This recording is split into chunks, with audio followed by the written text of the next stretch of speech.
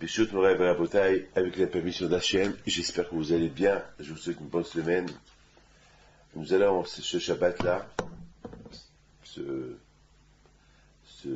la paracha de Shabbat, pardon, nous allons un peu expliquer un peu des choses que beaucoup de gens me demandaient que j'en parle de ces choses-là dont je vais vous parler aujourd'hui. Tout d'abord, on a tous entendu parler de Noah. La Torah nous parle de Noah. Noah ish tzadik haya bedorotav. Noah était un grand tzadik dans sa génération. Et c'est écrit Eta Elokim Talech Noah. C'est-à-dire que Noah, il avait beaucoup besoin du soutien d'Hachem pour pouvoir vivre l'époque du déluge. L'époque du déluge, c'était une époque terrible. Une époque que les gens, ils ne respectaient pas l'homme. Les gens, ils étaient des voleurs. Les gens, ils étaient des assassins, des criminels, ils violaient. Ils ont complètement perturbé la nature. À cette époque, quand Kadosh Baruch Hu Hashem, il a décidé d'en finir avec. Parce que il a même regretté d'avoir créé l'homme. C'est inimaginable d'arriver jusqu'à Dieu, il va regretter la création de l'homme. Alors que l'homme, il devait représenter le nom, l'image de Dieu. Voilà, Beth Hashem, il regrette pourquoi il a créé. Alors maintenant, on va essayer de comprendre une chose. Est-ce qu'il existe le mot regret chez le bon Dieu? Et ça existe le mot regret. Étant donné que moi, je peux regretter, parce que moi, je ne peux pas savoir les conséquences de la chose. Moi, je peux regretter la chose. Par exemple, j'achète un livre, et après je trouve un livre moins cher, et je regrette pourquoi j'ai acheté ce livre, pourquoi je n'ai pas assez cherché. Chez un être humain, ça peut exister le mot regret. Mais chez Hachem, et ça existe le mot regret. Regretter. Alors, il faut savoir une chose, que le mot regret chez Hachem, il arrive uniquement au dernier moment. Il ne voit pas le mot regret à l'avance. Parce que si Hachem il voit le mot regret à l'avance, alors il n'est pas miséricorde. Akadosh Baruch Hu, pourquoi Akadosh Baruch Hu l'appelle miséricorde? Hachem on l'appelle miséricorde parce que il sait ce qu'on va faire et il ne fait rien. Il sait ce qu'on va faire et il ne fait rien. Parce que si Hachem il commence à faire quelque chose parce qu'il sait ce qu'on va faire, alors il ne va pas être appelé miséricorde. Eh bien justement, la miséricorde de Akadosh Baruch Hu, c'est que il sait ce qu'on va faire et il ne fait rien. Maintenant, par exemple, on voit par exemple beaucoup de fois à Kippour. À Kippour, on fait des Teshuvah. À Kippour, on jeûne. Et à Kippour, on est là, on fait Ta'anit. Et on jeûne. Mais il faut savoir qu'à Kippour, entre nous, on sait ce qu'on va faire. On sait que après Kippour, on va faire des bêtises. Et malgré tout,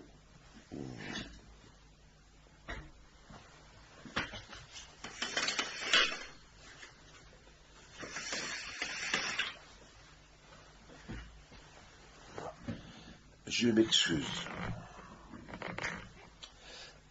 Et après tout, on voit que Akadosh Baruch Hu nous pardonne. Et pourtant, Akadosh Baruch Hu, il sait qu'on n'est pas bien. Il sait qu'on ne va pas être bien. Il sait que la teshuva, la pénitence qu'on a fait, c'est pas une teshuva, une pénitence à 100%. Et malgré tout, Akadosh Baruch Hu, il nous maintient. Ben de là, on voit qu'Akadosh Baruch Hu, il ne voit pas ce qu'on va faire. Plus tard. C'est ce qu'on appelle Ba'asherosham. Akadosh Baruch Hu, il nous juge selon le moment qu'on se présente devant Akadosh Baruch Hu. On se présente devant Akadosh Baruch Hu à Rosh Hashanah avec les pour propre, avec une pénitence, avec une teshuvah. Eh ben c'est ça ce qu'Akadosh Baruch Hu il voit. Il ne voit pas au-delà de ça. Sinon, c'est pas bien. C'est pas bien. Donc vous savez très bien que nous, on est des enfants. Beaucoup des fois, on sait, nos parents, ils savent, ou moi, je sais ce que mes enfants, ils vont faire, mais je ne fais rien. Parce que si je commence à punir quelqu'un avant qu'il a fait la faute, alors, d'un côté, je ne lui donne pas, c'est comme si il peut me dire, mais papa, j'aurais pu ne pas le faire. C'est-à-dire que C'est comme si je lui casse le libre arbitre. Le libre arbitre, il existe chez Akadosh Baruch Hu. Même quand Akadosh Baruch Hu, il sait qu'on ne va pas faire le libre arbitre, il sait que le libre arbitre c'est ou faire le bien ou faire le mal, Akadosh Baruch Hu, Akadosh Baruch Hu, il sait que on va faire le mal, mais Akadosh Baruch Hu, il voit le bien qu'on fait à l'instant. Le fait qu'Akadosh Baruch Hu, il voit qu'on fait le bien à l'instant, c'est ça qui fait de Akadosh Baruch Hu miséricorde. Donc, lorsqu'Akadosh Baruch Hu a créé le monde, au départ, Akadosh Baruch Hu, il a créé le monde avec Rahamim, avec miséricorde. Mais après, Akadosh Baruch Hu, il a vu qu'il va y avoir des Rechaim. Et avec Rechaim, il faut aussi la rigueur. Il faut aussi les punir. Alors que il a créé le monde avec les deux noms qui représentent Elohim Hashem, la rigueur et la miséricorde. La miséricorde et la rigueur. Donc de là déjà on voit que déjà, quand il savait qu'il allait avoir les Rechaim, les gens mauvais. Et pour cette raison, il a créé le monde avec din, avec rigueur et avec miséricorde. On voit aussi dans la Torah une chose extraordinaire. On voit dans la Torah Adam. Ne me dites pas qu'Akadosh ne savait pas que Adam il allait fauter. Mais Akadosh il n'a pas vu la faute. Il a vu le présent. Et le présent, c'est il a créé Adam. Il n'a pas vu après. Et si il va voir après, c'est fini. Par exemple, est-ce qu'Hachem n'a pas vu que Caïn il allait tuer Hevel? Donc il aurait pu dire les avertir à l'avance. Le premier crime de l'humanité, c'était Caïn qui a tué Hevel. C'est le premier crime. Donc, Akadosh aurait pu avertir. Non. Déjà, on voit que le libre arbitre est né. On voit déjà que le mal, il est né. Et c'est-à-dire que tout était possible à la création du monde. Mais la chose la plus importante qui était dans les yeux d'Hachem à la création du monde, c'était la miséricorde. Ne pas voir après.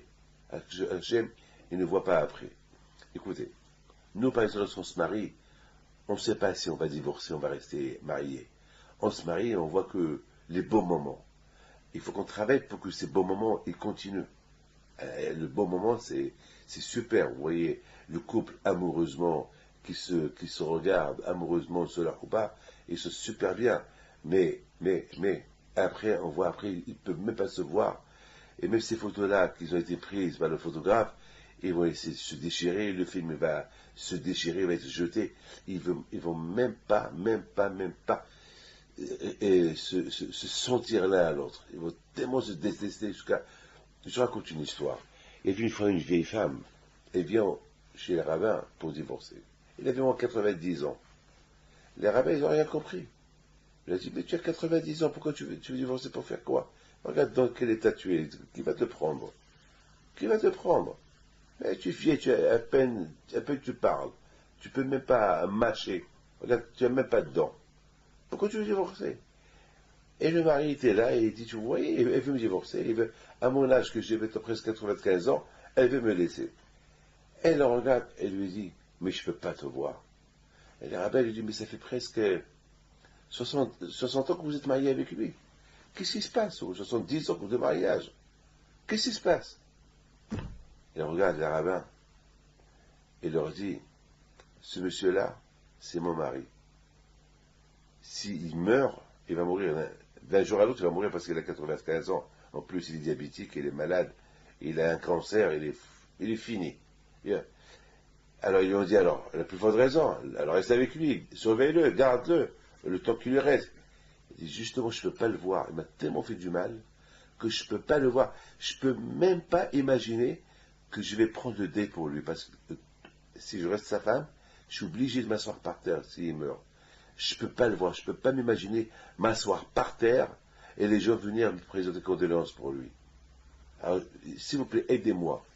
Sinon, je vais avoir une crise cardiaque. Je ne peux pas vivre avec l'idée que ce monsieur-là, s'il meurt, il faut que je prenne les 7 jours de deuil et le mois et l'année. Je ne peux plus le voir. Mais alors, débarrassez-moi de lui comme ça. Donnez-moi mon guette de lui. Comme ça, je ne fais pas de deuil pour lui. Comme ça, s'il meurt, il crève. Je ne peux pas le voir. Vous voyez? Oui. Est-ce que nous, on sait qu'on va arriver à ça? On peut, hein. Moi, je n'ai veux. Avec tous les gens que je reçois, on voit ça. On voit des gens qui, lorsqu'ils divorcent, ils divorcent. Ils divorcent, ils se détestent, ils ne peuvent pas se voir. Moi, j'en connais plein, plein, plein. Ben, mec, beaucoup de fois, je demande aux gens qui viennent me voir, pourquoi tu es divorcé? Et j'écoute tes problèmes. Et je pose la question, lorsque vous êtes mariés, c'était comment? Ben, c'était super. Oui, si on savait, au mariage, si on nous aurait montré le film de 20 ans plus tard, on ne serait pas mariés. On ne serait pas mariés. On aurait même perdu ces 20 ans de bonheur par rapport à la fin. Mais on ne sait pas à la fin. Mais peut-être qu'il n'y aura pas de fin. Peut-être ça peut s'arranger aussi.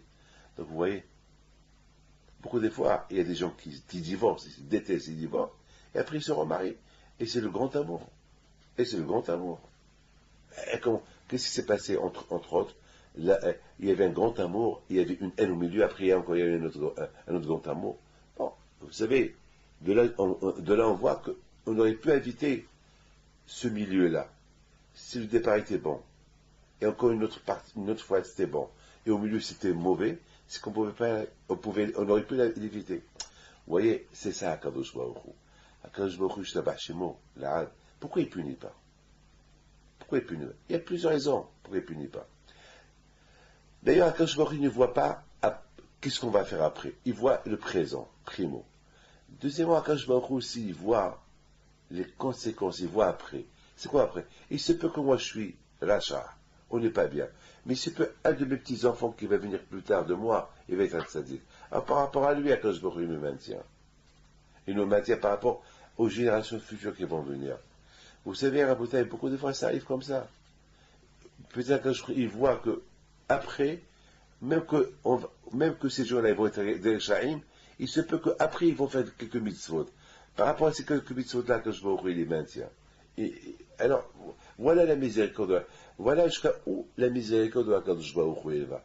La miséricorde de Akadosh Baruch Hu, elle est illimitée. Elle peut aller jusqu'à 1000 ans plus tard. Parce que je crois qu'il voit ce monsieur-là, il voit dans 1000 ans, 2000 ans, 3000 ans, il y a un tzaddik qui va sortir de lui, ou bien il va y avoir un monsieur qui va être un bon monsieur qui va sortir de lui, eh ben, il le fait naître. Par rapport à lui, il le fait naître. Vous voyez, à Boutaï, il faut savoir une chose, que Akadosh Baruch Hu, si il est miséricorde, c'est qu'il a une raison pourquoi il est miséricorde. Il ne dit pas miséricorde parce que il veut, parce que il est obligé d'être miséricorde. C'est pas ça que je dis, il a ses propres calculs que nous, on n'a pas.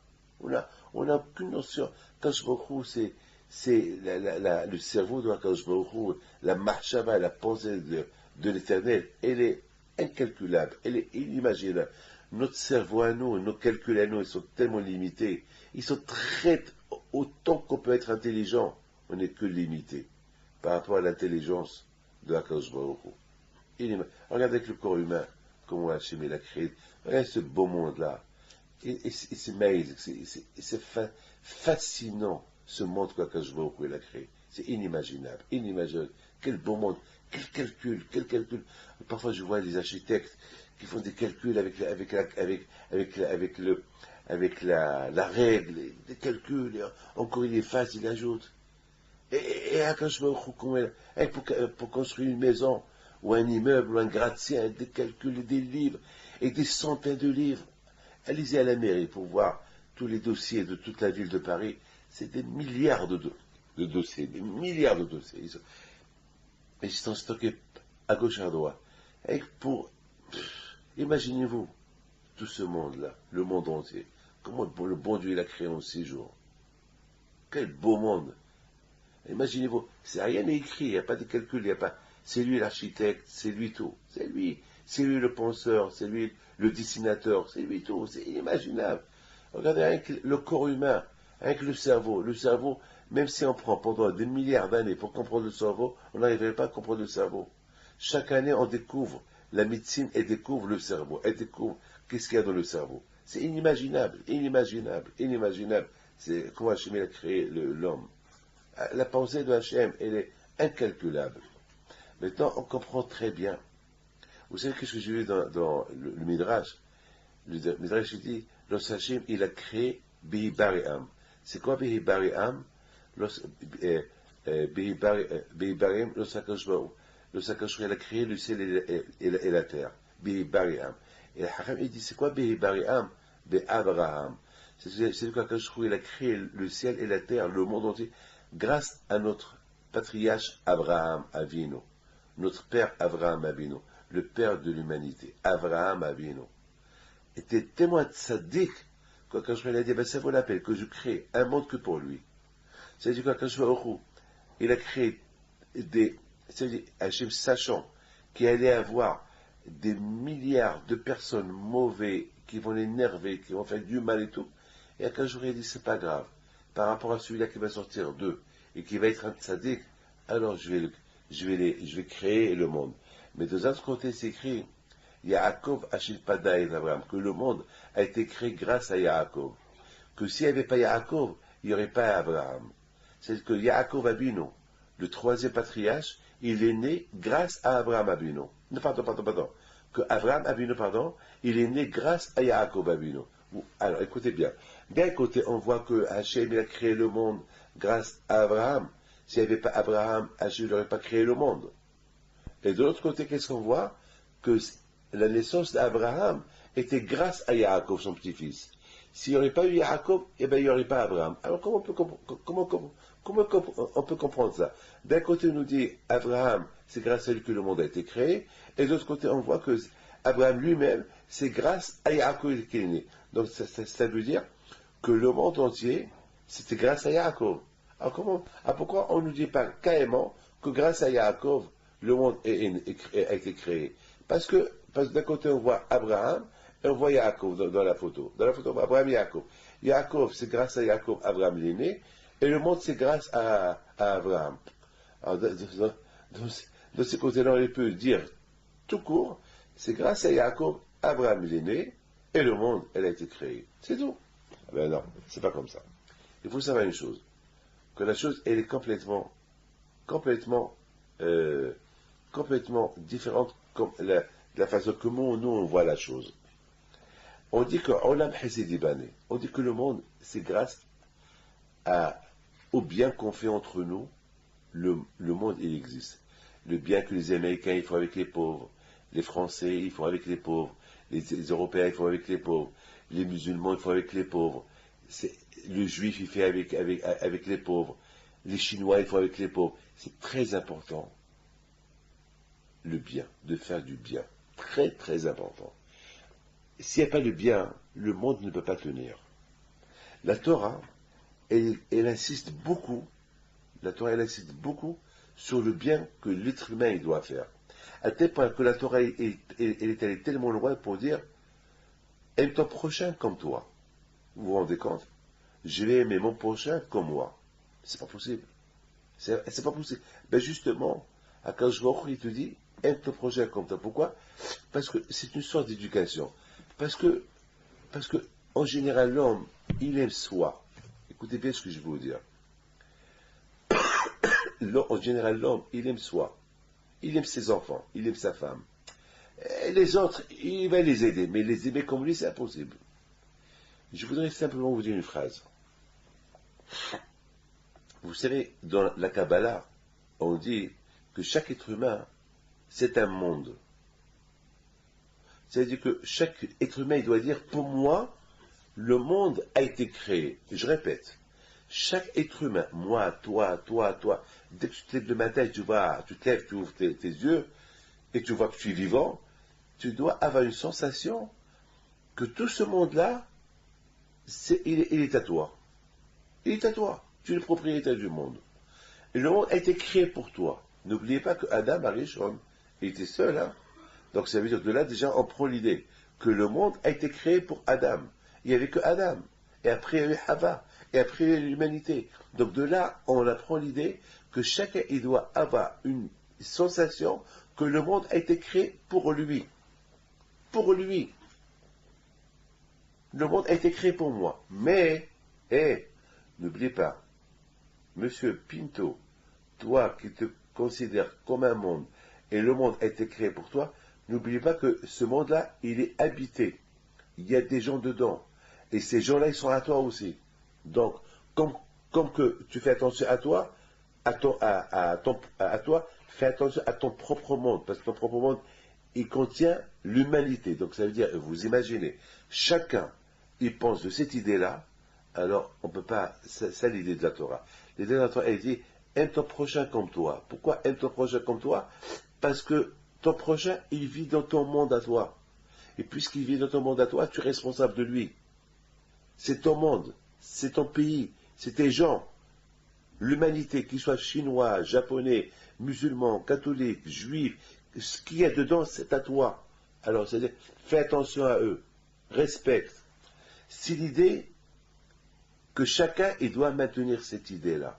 Je me rappelle une fois, j'étais au Maroc avec mon père, on s'est arrêté pour prendre l'essence. Il y a eu quelques Marocains, des pauvres qui sont venus pour demander la charité. Et mon père, il y avait aussi un juif qui est venu aussi demander la charité. Et mon père, il m'a dit, David, tu donnes à tout le monde, mais commence par, tu donnes en premier aux Marocains. Je dis, pourquoi pas, c'est pas une mitzvah, c'est pas une bonne action de donner aux juifs, après je donne aux autres. Il m'a dit non. Je dis pourquoi? Il m'a dit, tu donnes, après je te dis. Bah, regardez mon père, comment il voit les choses plus loin. J'ai donné la tzedaka comme qu'il a demandé, tout le monde a dit merci. Il m'a dit, n'oublie pas les choses. On est juif, qu'on habite au Maroc.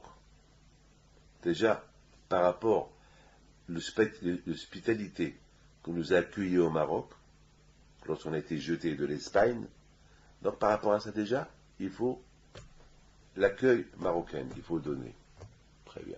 Et ceci dit, même pour les juifs qui ont été exilés de leur pays pour aller à d'autres pays, il faut qu'ils apprennent aussi à respecter, comme nous aussi. Après, on a quitté le Maroc et on est venu en France, c'est une obligation, c'est une responsabilité de notre part bien sûr, d'être reconnaissant à cette hospitalité. Sinon, je ne sais pas, bon, de toute façon, c'est ça. Après, de là, on va retourner au Maroc, il ne faut pas aussi oublier le bien que la France nous a fait. Et c'est comme ça. On va partir demain en Israël, il ne faut pas oublier que hier, le Maroc c'était notre pays qui nous a accueillis, après c'était la France qui nous a accueillis. Donc, il ne faut pas être contre, il faut jamais oublier la reconnaissance. N'oubliez pas que la Torah, elle exige de ne pas faire du mal aux Égyptiens. C'est extraordinaire. Pourquoi? Parce que la Torah, elle dit, parce que n'oubliez pas que pendant 400 ans, vous étiez là-bas, chez l'Égyptien. Et pourtant, on a souffert en Égypte. Et pourtant, c'est nous qu'on a construit l'Égypte. Et on était des esclaves. On a souffert. Ils nous ont massacrés. Ils nous ont tués à l'époque des pharaons. Et la Torah, elle dit, il ne faut pas détester un Égyptien. Pourquoi que guerre est ta mère? Parce que après tout, tu es devenu un peuple là-bas. Après tout, tu as dormi là-bas, tu as mangé là-bas. Regardez comment la Torah, elle éduque la personne. La Torah, elle éduque ne pas détester ton ennemi. Il n'y a pas d'ennemi. Il faut aimer tout le monde. Parce que toute l'humanité, elle vit dans ton monde à toi. Puis c'est ça ce que la Torah dit. Que chacun, il doit sentir que le monde, il a été créé pour lui. Et c'est lui le maître du monde. En fait, c'est pas lui, il est un parmi tout le monde. Mais Hachem, il veut que l'homme, il a cette image-là. En ayant cette image-là, alors l'homme, il va faire attention à tout le monde. Il va arriver à accomplir, aime ton prochain comme toi. Ah, mais imaginez-vous, moi je pense comme ça, l'autre il pense comme ça, l'autre il pense comme ça. Donc on va arriver tous à s'aimer. À chacun il va aimer l'autre, le prochain. Donc on voit que le Hesed, la miséricorde, elle est capitale. Et Abraham Avinu, notre père Abraham, il était le maître du Hesed, le maître de la miséricorde, celui qui le faisant du bien. Et on dit, si on ne se fait pas du bien, le monde ne peut pas tenir. Chacun fait un service à l'autre. Ce pays-là, il manque, ils ont un peu depuis, il y a la famine. Alors on lui envoie de l'argent, on lui envoie du manger. Ici, il y a un tsunami, il faut aller les secourir. Et c'est du hesed. Parce que si l'un ne fait pas le hesed, lorsque il lui arrive un pépin, et personne l'aide, ce sera sa fin. Et l'autre aussi va lever le pépin, personne ne va l'aider, ce sera sa fin. Alors ainsi de suite, personne ne va aider. À la fin, c'est la fin du monde. Mais le fait qu'on aide, Les Romains, ils ont aidé, les Grecs, ils ont aidé, les Américains, ils ont aidé, même avec toutes les guerres qu'il y a eu, toujours il y a eu quelqu'un qui est sorti de la Grèce, qui l'a aidé, celui qui est sorti de là, il l'a aidé. C'est comme ça, il y a toujours, regardez Sodome et Gomorrhe. Pourquoi le bon Dieu a détruit Sodome et Gomorrhe? Parce que c'était dans la paracha de cette semaine, c'était l'image, n'était pas l'image que Hachem a voulu, avec laquelle Dieu a créé le monde. Sodome et Gomorrhe, c'était l'image de ne fais pas du bien. Ceux qui faisaient du bien, on le tuait. L'image de Gomorrhe, c'est la cruauté contre l'humanité. Ne pas faire du bien à personne. Vous imaginez, avant c'était un pays, après il y a eu 5 pays dans Sodome et Gomorrhe. Il y a eu 5 pays que Dieu a détruits. 5 pays, c'était vraiment la cruauté. La cruauté, l'un n'aidait pas l'autre. Il n'y a pas de chesed chez eux. C'est inimaginable. Vous imaginez, à la fin, c'était leur fin. C'était la fin. Bon Dieu les a détruits. Pourquoi? Parce que vous imaginez que si chacun, il apprend d'eux, ce sera la fin. Si chacun, au départ, il y avait un seul pays qui n'aidait pas, après c'est le deuxième qui a commencé à prendre, après c'est le troisième, c'est le quatrième, après c'est quelque chose qui les a éliminés les 5. Et de là, on a vu, et à l'époque de ces 5 pays de Sodome et Gomorrhe, il y avait Abraham Avinu qui était là. Et Abraham Avinu, autant que tzaddik, qui faisait du Hesed, combien il a prié à Kadosh Baruch Hu pour ne pas détruire même ces Shaim là. Et à Kadosh Baruch Hu, à la fin, il a dit non, je ne peux pas. Parce que si je les laisse, c'est contrairement à toi, il dit à Kadosh Baruch Hu. Toi, tu es le maître du Hesed, toi, tu apprends le Hesed à tout le monde. Et regarde, il faut complètement le contraire de toi. Et en plus, ton neveu, Lot, qui était tout avec toi, il est parti s'installer avec eux. Et lui, bien sûr, il leur a parlé de toi. Mais qui écoute? Personne n'écoute. Donc c'est pas possible. Ces 5 pays-là, ils vont influencer le monde entier, et ce sera la fin du monde. Donc c'est mieux que j'en finis maintenant. Et ce sera de ma part, chez Midi Abraham, du Hesed que je les élimine. Parce que en les éliminant, je fais du Hesed, je fais du bien aux autres, pour ne pas qu'ils soient contaminés, pour ne pas qu'ils soient comme eux. Donc il faut en finir avec eux. Et Hachem les a détruits. C'est l'histoire de Sodome et Gomorrhe est connue. Donc le monde ne peut pas tenir son Hesed, son bien. Et c'est la raison pourquoi, quand je crois dit, par le mérite d'Abraham, le monde, c'est-à-dire, il faut qu'on apprend, parce que Yaakov, c'est le symbole de la Torah. Très bien. La Torah, il a vu la Torah, il a créé le monde. Ça veut dire que Bémet, la source de la création du monde, c'est la Torah. Mais à quoi sert quelqu'un qui étudie la Torah? Entre-temps, quelqu'un, il a besoin de manger, il est en train de crever, et celui-là qui étudie la Torah, il dit, non, je suis en train d'étudier la Torah, je ne vais pas aller l'aider. C'est une cruauté, ça. Ça ne veut pas y aller. Non. C'est la raison pourquoi on n'a pas donné l'idée que le monde, il existe. Le monde, il est né que pour la Torah. Non. Le monde, il est né pour la Torah, grâce à la Torah, et pour la Torah, mais aussi avec le Hesed. Avec le Hesed. C'est-à-dire, Dieu a créé le monde avec la Torah et le Hesed. Donc, on a besoin de ces deux-là.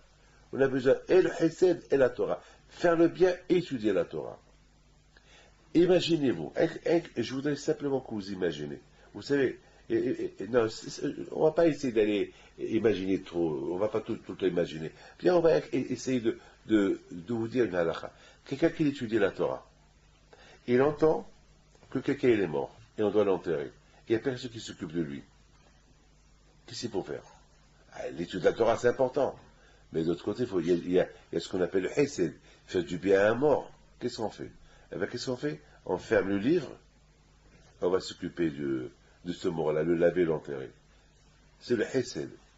Le hesed, c'est-à-dire de là on apprend que si on aurait dit que le monde a été créé que pour la Torah, alors on va dire, allez, on va étudier la Torah, il n'y a pas de hesed. Mais à quoi sert que tu étudies la Torah?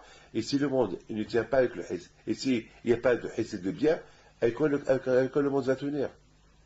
Vous savez, et aussi, si on aurait dit que le monde, il faut étudier, et faire du hesed, faire du bien et ne pas étudier la Torah, aussi c'est pas bien. Donc on est obligé de dire que le monde, alors là, Mohamed à la Torah, à la Houda, c'est pour ça qu'on a besoin. Et de Abraham Avinu, que grâce à lui le monde a été créé, et le monde, et Abraham c'est le symbole du hesed, et lorsqu'il y a le hesed, même s'il n'y a pas beaucoup de Torah, il y a un peu de Torah, mais le hesed, il est valable pour les juifs, pour les non-juifs, pour tout le monde. Faire du bien à gauche et à droite, c'est important le bien, faire du bien. Et bien sûr, le monde tient grâce à la Torah. Ça veut dire, on peut dire que la source de la création du monde, c'est avec la Torah. La source de la création du monde, c'est grâce à la Torah. Mais les conséquences de la création, il faut les hesed.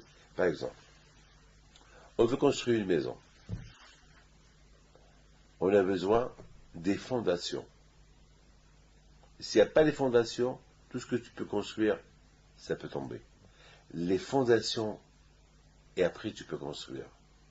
Rabotai, les fondations de la création du monde, c'est la Torah. C'est ça. De plus que les fondations sont bonnes, le bâtiment, la construction, elle est solide.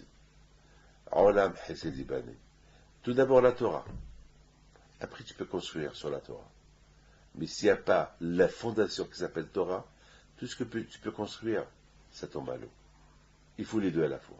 Il faut une bonne fondation, après il faut une bonne construction. Yaakov Avinu Alav Hashem, c'est la fondation, c'est le symbole de la Torah. C'est Yaakov Avinu Alav Hashem. Grâce à cette fondation, la de Yaakov, Abraham il est né. Mais Abraham Avinu, il avait aussi besoin d'autre chose. Le Hesed, du bon Hesed. Maintenant, la bouteille, d'après ce que je suis en train de vous dire, mettons qu'on comprend, malheureusement, la génération du déluge, c'est Hachem, il a décidé de détruire le monde. C'est pas parce que le monde, il a changé. C'était plus le monde que Dieu a créé. C'était plus le monde que Dieu a créé. Le monde a créé un monde basé sur le bien, sur le Hesed, faisant du bien. Le monde a été créé pour faire les mitzvot. Et là, chacun volait à l'autre. Chacun il violait l'autre. Il y avait Batishachet Haaretz. À tel point que le monde, il a changé sa physionomie. Le chien, il allait avec le chat. Le chat, il allait avec le chien. Les animaux, ils allaient entre eux. C'est plus la création que Dieu a créée. C'est plus. Et surtout, Batimale Aïs Hamas. Il y avait plus de bien. Alors quand Akadosh Baruch Hu, lui, il a fermé ses yeux pour ne pas voir le mal que ces gens ils vont faire. Il a fermé ses yeux. Il les a créés. Et eux, qu'est-ce qu'ils font? Par rapport à ce qu'ils font, eux, ils tuent, ils volent, ils violent. C'est pas possible. C'est plus, il n'y a plus de hesed, il n'y a plus de bien, il n'y a rien. Quand je me crois, il a vu que de ces gens-là, rien ne va sortir. Rien. C'est pas pour rien que le bon Dieu les a anéantis avec le déluge. Il a vu que rien. Il y a un rien qui va sortir d'eux. Le seul, c'est incroyable, hein, c'est bémet, il faut être, c'est bémet, moi-même, je n'arrive pas à croire. Quoi? Et il y avait des centaines de milliers de personnes. Sur ces 100 millions-là, il n'y avait rien qui va sortir. Au moins, il y a après 3, 4, 5 millions, il y a ça qui va sortir de lui. Mais de cela, rien n'allait sortir. C'est-à-dire que c'est une grosse responsabilité de Akadosh Baruch Hu. Le seul que Hachem il a vu, c'était Noah. Le seul, c'était Noah. Noah, Tzaddik Haya Bedorotav. C'est tout. Ça, il faut être vraiment... C'est Hachem. Il n'y a que Hachem qui pouvait voir ça. Il n'y a que Hachem qui l'a vu. Jusqu'à des centaines, des milliards d'années, de ces gens-là, rien ne va sortir. On a vu chez Moshe Rabbeinu, lorsqu'il a tué l'Égyptien, c'est écrit Vayar Kovako. C'est quoi? Il a vu à gauche, à droite. La Gemara dit, il a vu, est-ce qu'il allait sortir de lui un tzaddik? Quelqu'un qui allait être un bon monsieur. Un tzaddik de cet Égyptien-là. Parce que n'oubliez pas, il y a beaucoup d'Égyptiens qui sont convertis. Lorsque les Juifs, ils ont quitté l'Égypte, c'est écrit il y a beaucoup de gens, des nations d'Égyptiens qui se sont convertis, ils ont quitté l'Égypte avec les Juifs à la sortie de l'Égypte. Alors là aussi, il a vu Moshe, peut-être, il est sorti de lui un qui allait se convertir. Non, il n'a rien vu. Il a vu que tous ces Hachem, alors il a tué. Vous voyez, Hachem aussi, c'est ce qu'il a vu. C'est quand Baruch Hu est devenu cruel pour éliminer toute l'humanité, c'est parce que vraiment, il n'y avait rien de comparaison. Par exemple, on dit, il faut ressembler à Dieu. Il faut s'attacher à Dieu. La Gemara pose une question, est-ce qu'on peut ressembler à Dieu? Est-ce qu'on peut s'attacher à Dieu? C'est impossible. Alors la Gemara répond, le Talmud répond, c'est vrai, on ne peut pas s'attacher à Dieu parce que c'est du feu. Hachem, c'est le feu. Mais on peut s'attacher à ses bonnes qualités. Et c'est quoi les bonnes qualités de Dieu? La miséricorde, la pitié, le bien. Ça, on le voit. On voit comment Hachem il fait le bien avec les animaux. Il fait du bien avec l'être humain. Il fait le bien avec même les Sha'im, avec même ceux qui sont contre Dieu. Il fait que du bien. On voit quelque chose, il les maintient. À tel point qu'on voit les gens mauvais, ils réussissent. Pourquoi ils réussissent? Parce que s'ils ont fait un bien dans leur vie, il y a quelque chose qui leur fait pour ce bien-là qu'ils ont fait. Voilà la miséricorde de la Kadosh elle est. Et la miséricorde, elle est éternelle, elle est illimitée, la miséricorde de la Kadosh. Mais là, en conséquence, à l'époque l'époque du déluge, là, quand Kadosh est devenu cruel, il les a tous éliminés. Parce qu'il n'y avait rien de comparaison. Il n'y avait rien à espérer d'eux. Il n'y avait rien. Donc il les a éliminés. C'était la fin pour eux. Voilà, Rabotai. Mais vous comprenez très bien. Pourquoi Akadosh Baruch Hu, il les a éliminés? Maintenant, on comprend, mais tout à l'heure je vous dis qu'Akadosh Baruch Hu, au départ, s'il y a une chance que quelqu'un peut être tzaddik un jour, il ne le tue pas. Le sachem, il va que de ce rachat-là, il va sortir un tzaddik un jour, il ne le tue pas. Pourquoi des fois on a vu qu'Akadosh Baruch Hu, que Hachem, il a gardé sa colère quand certaines personnes qui ont fait trop de mal, hein, parce qu'Hachem il a vu quelque chose de bien, il allait sortir d'eux. Même peut-être dans même après quelques centaines d'années. Vous savez, mes amis, écoutez bien ce que je vais vous dire. Dans sa Torah, il dit Hachem il a regretté. Tout à l'heure, on a posé une question. Est-ce qu'il existe le mot regret chez Hachem? Ben oui. Quand je vois chez lui, ça n'existe pas le regret, parce qu'il connaît tout à Kadosh Baruch Hu. Mais à Kadosh Baruch Hu, lorsqu'il a vu ces gens-là du déluge, ce qu'ils ont fait, Kadosh Baruch Hu, quelque part, il a regretté. Il a regretté. Pour lui, c'est comme... Il n'a pas regretté la création du monde, il n'a pas regretté la création de l'homme. La preuve, voilà, Noah, il est là, il est tzaddik, et de Noah, il va rebâtir le monde. Mais quelque part, quand je vois, parfois, il se comporte comme tellement qu'il est bon que c'est maintenant qu'il regrette. Il n'a pas regretté avant. C'est un regret de maintenant. Un regret de maintenant. C'est-à-dire que comme si jusqu'à maintenant, tout était bon. C'est extraordinaire. Alors que nous, lorsque quelqu'un nous fait du mal, tout de suite on regrette. Et on se venge. Alors que le bon Dieu, le regret de Hachem, c'était après 1000 ans. Après 1000 ans, on dirait qu'il se réveille et il dit « Ah, j'ai regretté d'avoir créé l'homme. » Voilà la différence entre Dieu et nous. Pardon, voilà. Nous, lorsqu'on fait du bien à quelqu'un et nous fait du mal, on regrette tout de suite pour le bien qu'on lui a fait. Hachem, non. Hachem, il nous fait du bien, on lui rend du mal, et il regrette que 1000 ans plus tard. Il regrette Pourquoi? Parce qu'entre-temps, il donne la chance. Voilà la différence entre nous et Akadosh Baruch Hu. Rabotai, écoutez bien. Dans la paracha de cette semaine, Noah, c'est une paracha extraordinaire. Je sais que je vous parle un peu des parachiotes, un peu... Vous savez, à partir de maintenant, toujours je vais parler des parachiotes, même des anciens, toujours je vais mélanger. Mon cours de Torah sera toujours basé sur n'importe quel paracha. Donc je ne vais pas toujours parler de la paracha de la semaine. Donc aujourd'hui, je vous ai parlé un peu de la création du monde, l'homme mauvais, et par conséquent, l'homme mauvais et le bon Dieu qu'il est bon.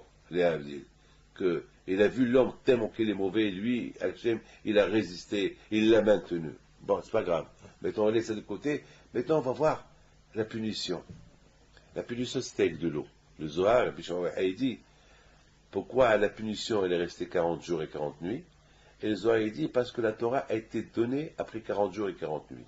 Et le but de la création du monde, c'était pour la Torah. Et ces gens-là, ils ont déformé la nature de la création du monde. Ce monde qui a été créé pour la Torah, ce monde qui a été créé pour le Hesed, ces gens-là, ils sont venus, les gens du déluge, ils ont déformé les statuts de la création du monde. Donc, Akash Baruch Hu, il était obligé de les anéantir, d'en finir avec. D'en finir, non, avec leur race, avec tout ce qu'il y a. Tout, parce qu'ils ont contaminé même les animaux.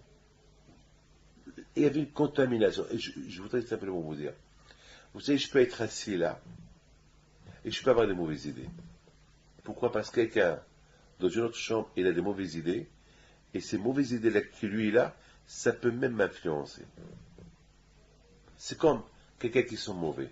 Tu passes devant lui, ça sent mauvais. C'est pas que lui seul qui sent mauvais, même toi qui passes à côté de lui, il peut même, et si tu le touches, tu peux même toi-même tu peux sentir mauvais, il t'a contaminé.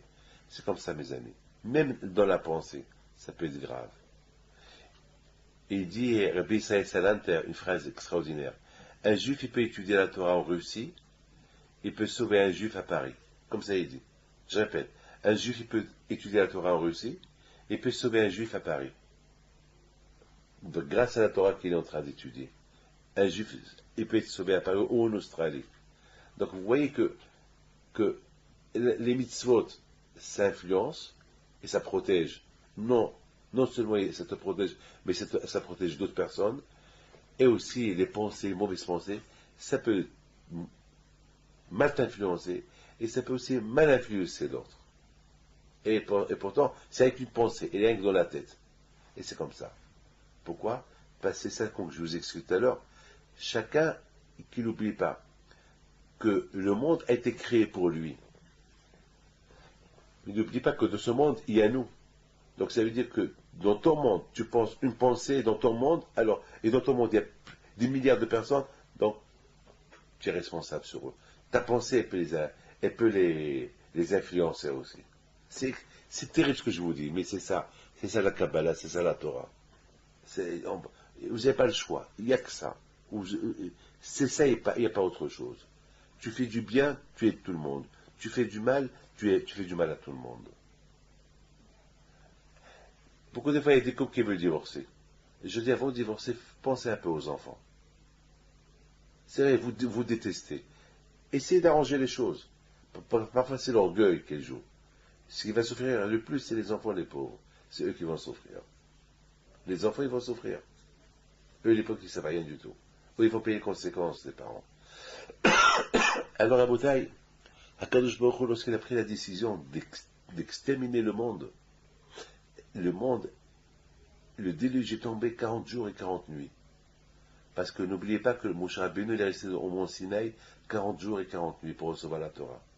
Et le monde a été créé pour la Torah. C'est comme la Torah, c'est les lois. Les lois que chaque être humain il doit faire. Les lois. Et ces gens-là, ils ont déformé le monde. Ils ont déformé les noms de Dieu. Parce que la Torah, c'est les noms de Dieu. Ils ont déformé les noms de Dieu. Ils ont déformé la création. Il n'y avait plus rien qui. L'influence, même les animaux, c'est plus les animaux que Dieu a créés. Il y a d'autres animaux, il y a des bâtards, il y a de tout. Le monde, il n'y a ni hesed, ni bien, il n'y a que des crimes, il n'y a rien. C'est fini, on ne peut plus vivre. Quand je crois, il a tout anéanti. Mais écoutez, pour reconstruire le monde, quand je vois qu'il a dit à Noah, tu construis une théba, l'arche de Noah. Et c'est ce que je vais vous dire, c'est super. C'est beau. L'arche. Et Noah, il a construit l'arche. Et ça a pris des centaines d'années pour la construction de l'arche. Et les gens, ils posent des questions. Qu'est-ce que tu fais, Noah? Ouais, Dieu va détruire le monde. Et les gens, ils se moquent de lui. Et lui, quand il va aller le jour, il arrive. Et l'arche, bien sûr, elle a attiré des visiteurs. Les gens, ils venaient du monde entier, comme la Tour Eiffel et Avdil. Le monde, il vient du monde entier voir. Et parce que c'était à l'époque, jamais on a vu quelque chose de pareil.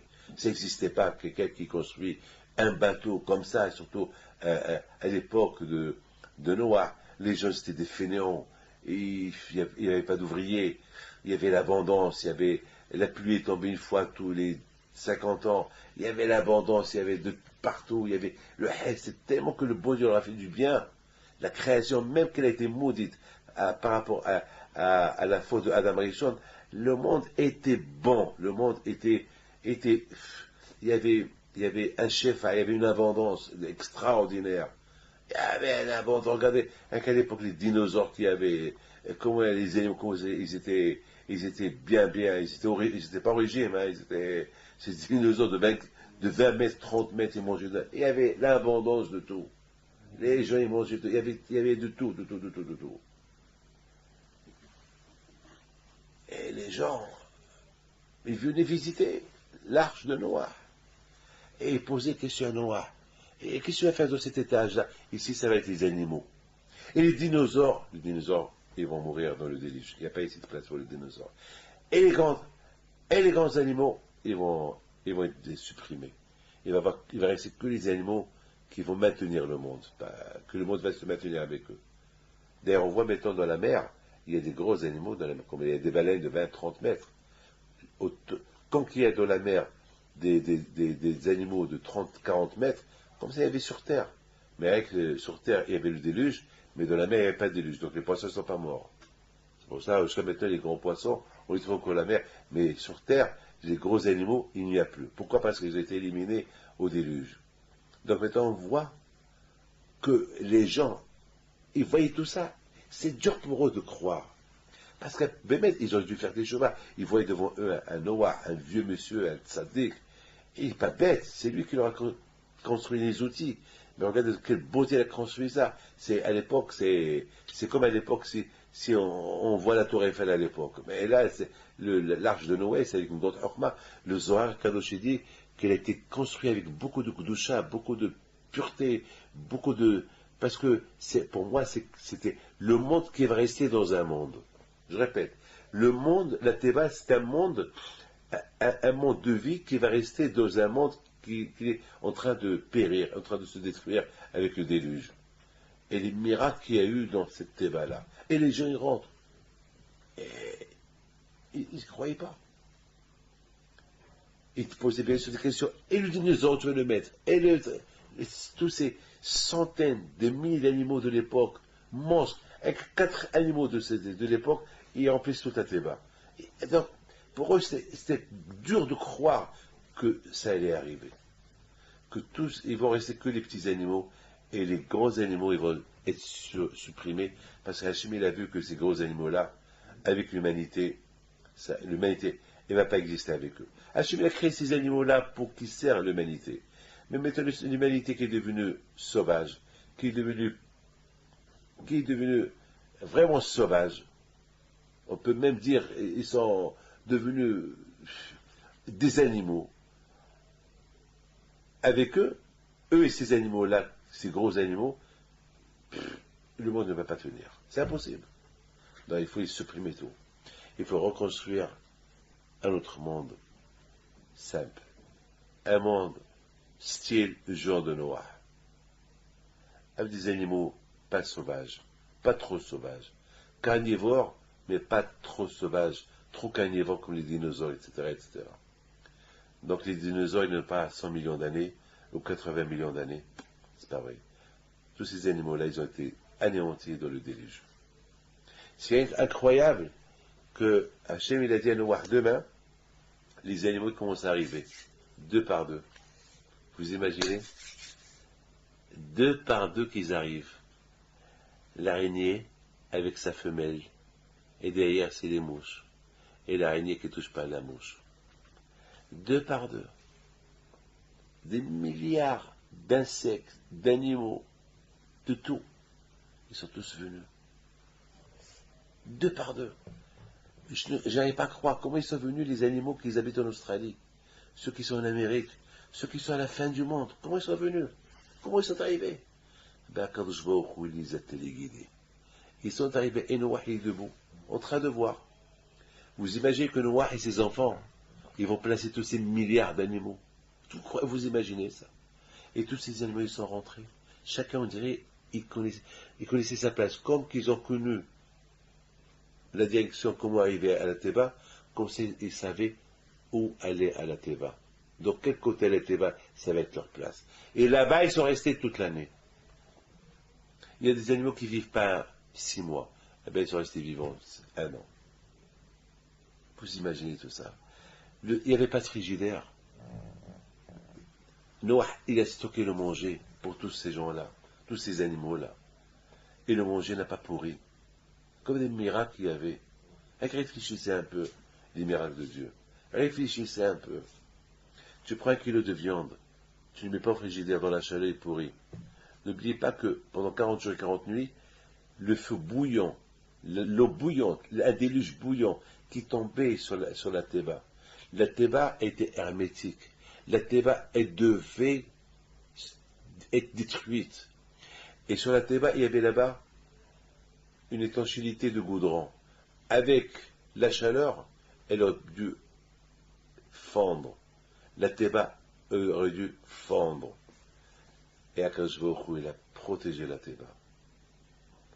Lorsque le déluge a commencé, les gens, les centaines de milliers de personnes, ils sont venus pour détruire la Théba. Et là, Akadosh Baruch Hu a utilisé les dinosaures. Là, Akadosh Baruch Hu a utilisé tous ces gros animaux-là. Pour une fois, ces gros animaux-là, ils vont servir à quelque chose. Ces gros animaux assimilés à portée du monde entier pour protéger la Théba, pour montrer aux gens. Voilà. Vous ne méritez pas. Ce monde, il n'est pas pour vous. Vous ne faites pas partie du monde. Moi, j'ai voulu que chacun y soit le maître du monde. Que chacun il considère que le monde, il est pour lui, il a été créé pour lui. Et au même moment, être responsable sur les autres. Vous avez fait le contraire. Vous avez pensé que le monde est à vous, et il n'y a que vous dans le monde, et qu'il n'y a personne avec vous dans le monde.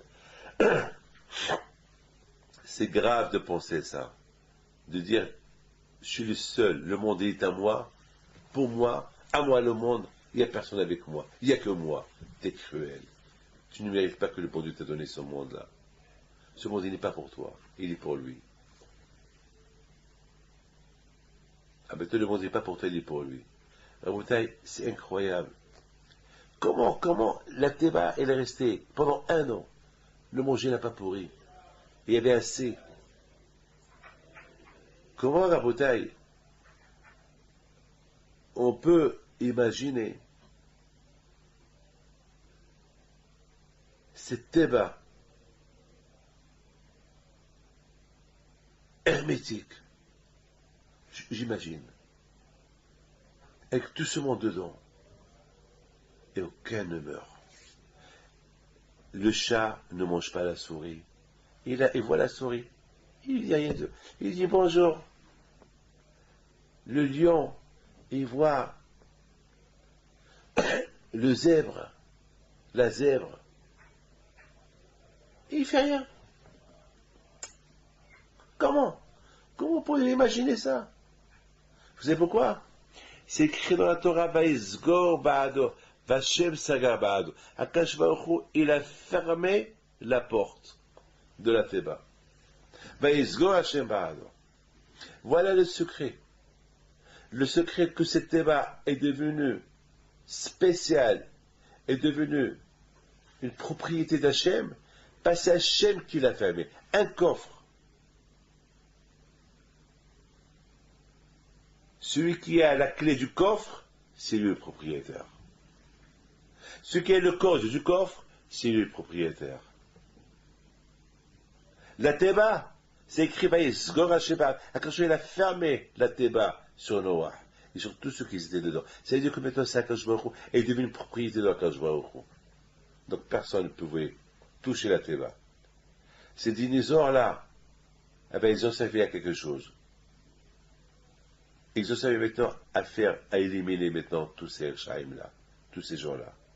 Mais il y avait un homme qui suit Torah et Mitzvot, quand je le protège. Il le protège au-delà de la nature, au-delà de ce qu'on peut imaginer et penser. Akash Baruch Hu, il a fait le tampon, Le tampon d'Hachem. Vous savez, il y a aujourd'hui des lettres où il y a là-bas un tampon avec de la chaux. C'est un tampon royal, ce qu'on appelle un tampon royal, scellé, avec de la ficelle, royal. C'est ça, c'est ça qui fait que la lettre, elle est officielle, elle est royale.